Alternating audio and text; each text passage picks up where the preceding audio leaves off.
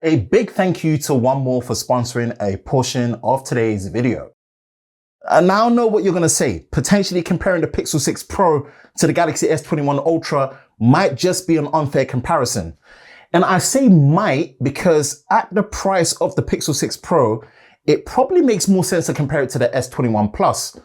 But look, there is something to be said about working with what you've got, and indeed it is going to be the Pixel 6 Pro versus the S21 Ultra.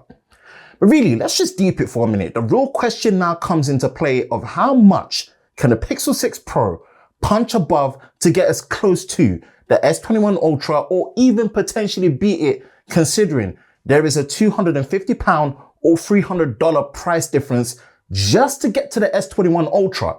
Yep, Pixel 6 Pro versus the S21 Ultra. Pro or Ultra? Let's go. Hi, Ben from Lover of Tech. If you enjoy videos like this and you're new to the channel, make sure you hit that like button, subscribe, and turn on the notification button so you don't miss any future videos on the channel. And you will be part of Team TLS as well, so definitely hit that subscribe button.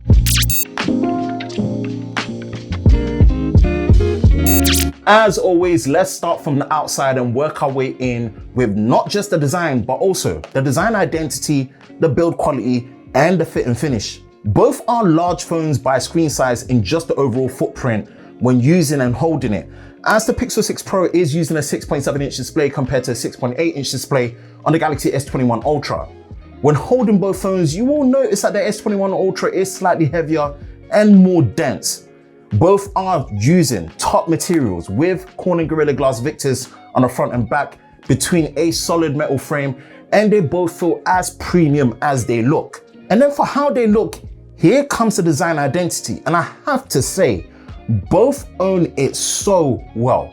From how the Galaxy S21 Ultra takes that bold rear camera and just blends it into the frame of the phone, and then the Pixel 6 Pro with that unique horizontal camera visor, both understand the assignment of having a unique design identity and just standing out. But in it all, I kind of have to give this one to the Pixel 6 Pro because the design identity is almost like a spiritual successor to the Nexus 6, and pretty much looks like nothing that you'll see on any other phone when you're using it without a case. But when it actually comes to the fit and finish, man, I have to give it to the Galaxy S21 Ultra all the way. Look, the fact that you get a matte finish across all the colors, which lends to handling fingerprints much better than the glossy finish here, having a better grip with it as well when using it without a case, and although heavier, it just feels a bit more solid. Look, I ain't taking nothing away from the Pixel 6 Pro, as it feels great and premium, but when it comes to the fit and finish, especially since the Pixel uses a glossy finish for the glass, man, I've got to give it to the Galaxy S21 Ultra here.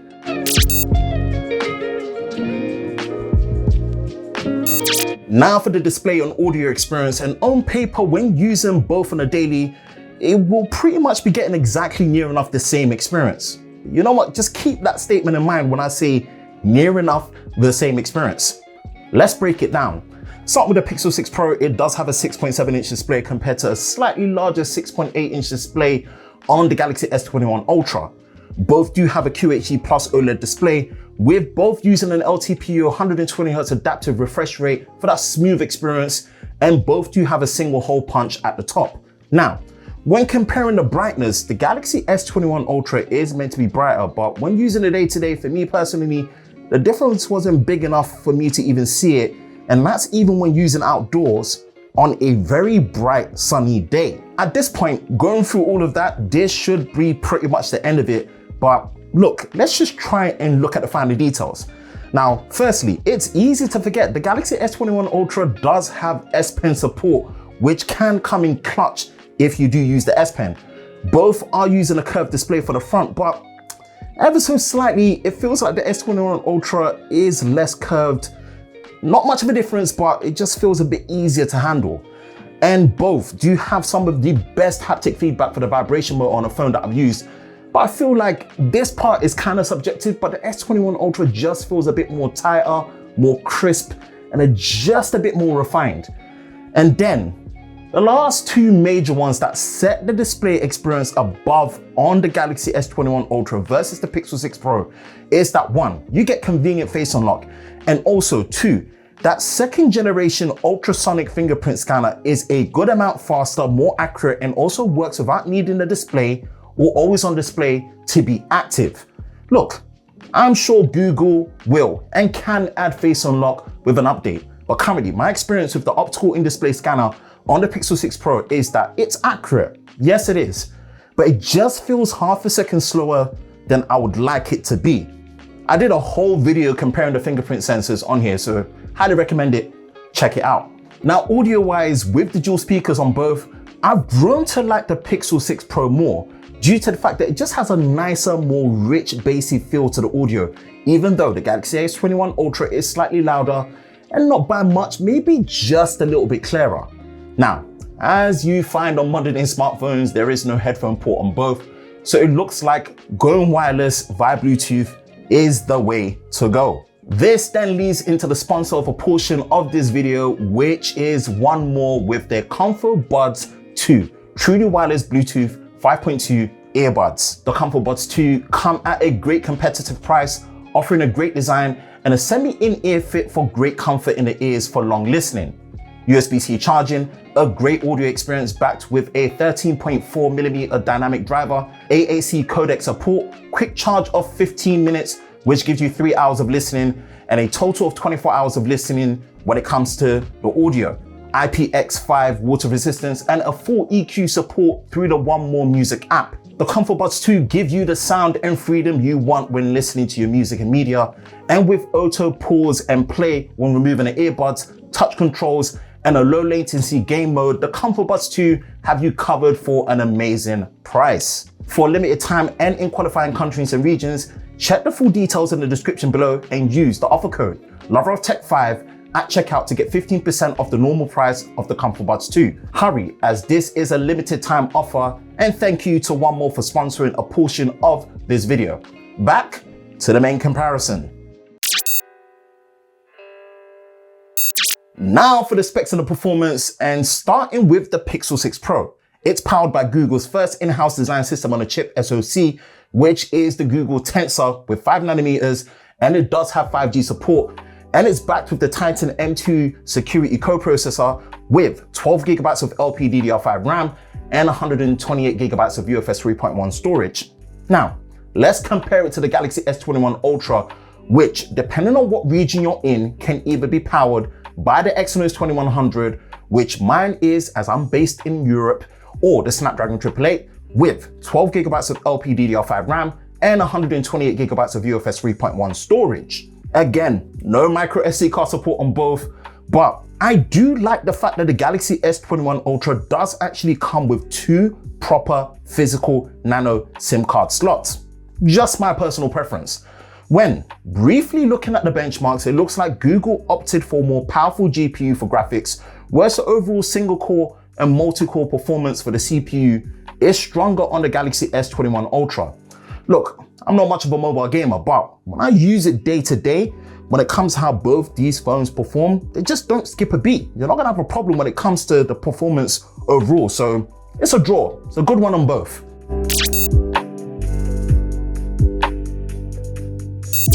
Now, when it comes to the camera for this section, I'm gonna do something a little different and just stop everything that you're doing. Go watch my camera comparison between the Pixel 6 Pro and the Galaxy S21 Ultra. And trust me, this is one where you're gonna need some popcorn because I made it as detailed as possible for both video, pictures, in daylight, and low light. So that this video isn't any longer than it already is, I'm gonna try and summarize the camera experience on both the Pixel 6 Pro and the Galaxy S21 Ultra as quickly and concise as possible. Let's start with the Pixel 6 Pro.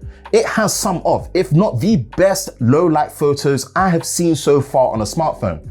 The dynamic range, especially when it comes to shadow detail, is just incredible what Google have been able to put.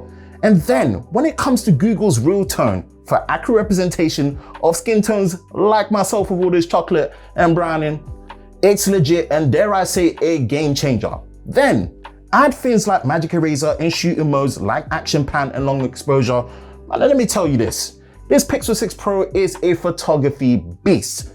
And also to add to that, for video, this is the best we've seen from Google so far. We're finally getting things like 4K 30 video on the selfie and some great video stabilization across the board. All that being said, I just don't think it comes close to how powerful, fun, and especially how versatile the camera experience is on the Galaxy S21 Ultra. And look, I'm not gonna be able to cover it all, but let me just throw a few things out there just to really get some perspective, right? Like being able to shoot 4K 60 video on all 5 lenses, including the selfie, great video stabilization, fun shooting mode like director's view, being able to switch from the front to the rear while recording a video without stopping the recording, cool and fun video modes like portrait video, which came in so handy when I traveled recently. Trust me, it's less of a gimmick when you're on holiday and you're doing it and there's good weather and there's good lighting. The ability to just have outright great zoom performance and also a dedicated macro mode for close shots. And the list just does not stop with how feature-packed and versatile the Galaxy S21 Ultra is. And I just have to be honest, for that reason alone, if you absolutely told me to pick one phone to do it all for the camera, it's just got to be the Galaxy S21 Ultra.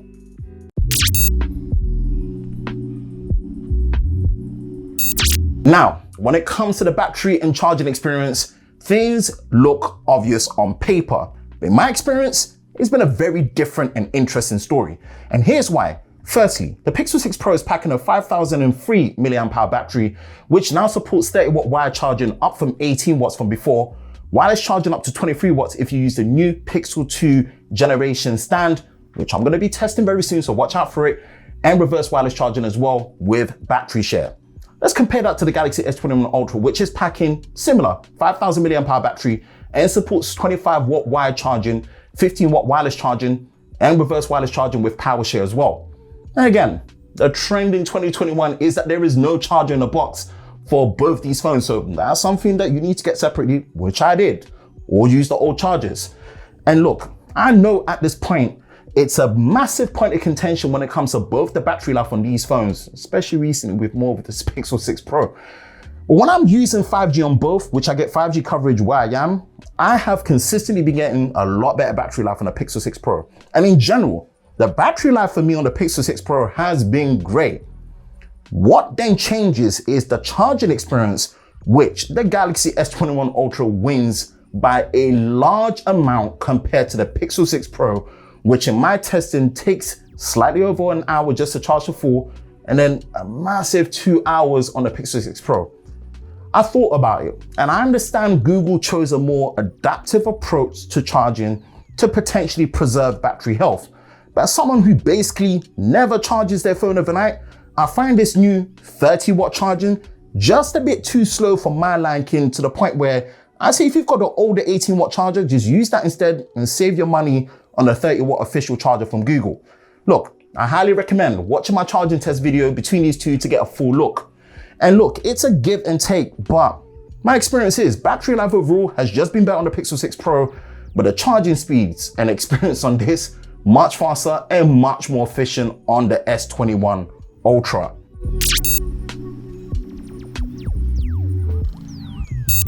Now for the software experience, and this all comes down to One UI versus the Pixel experience. And although my Galaxy S21 Ultra is running Android 12 beta with One UI 4.0, I'm pretty sure by the time this video goes live, the official Android 12 update will be available for the S21 series. That in mind, both are basically running Android 12, which comes with focus around Material U, which follows the color theme of your wallpaper colors within the UI and system, more privacy control and visibility over the camera, mic and location usage, and new widgets, and all of it around general performance improvements across the board and also long term. Now, I'm gonna put this out there because this is a bit sensitive for certain people. I wouldn't say One UI 4.0 is outright better as such, but I'm just more used to One UI, as it's just been my used and most used version of Android OS for a long while now.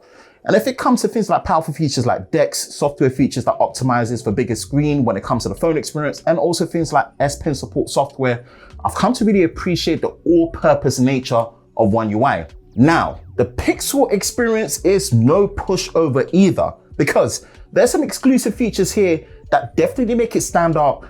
Like, for example, the Play Now feature that always listens to music to let you know what's playing, the live captioning when watching video and audio, and especially, as of recently, the voice to text feature, which is next level fast and accurate, that it just makes you want to type with your voice all the time.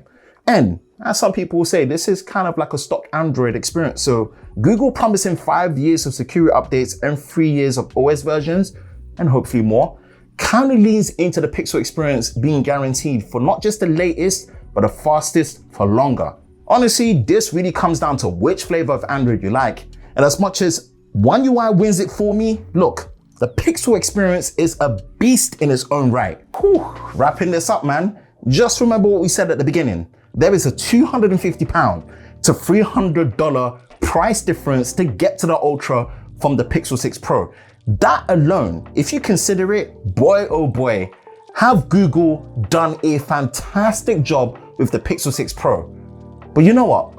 For 2021, especially this coming out in January, oh man, this is the versatility king and an all-round package at the top end that for a solid state smartphone, before we get into foldables, I don't think it gets better than the Galaxy S21 Ultra.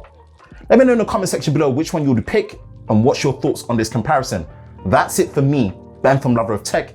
If you enjoy videos like this, you know exactly what to do, man. Hit that like button, hit that subscribe button, hit that notification bell so you're part of Team TLS, the Tech Lover Squad, so you don't miss any future videos on the channel. I hope you're all safe during this time. I will catch you in the next one. Peace.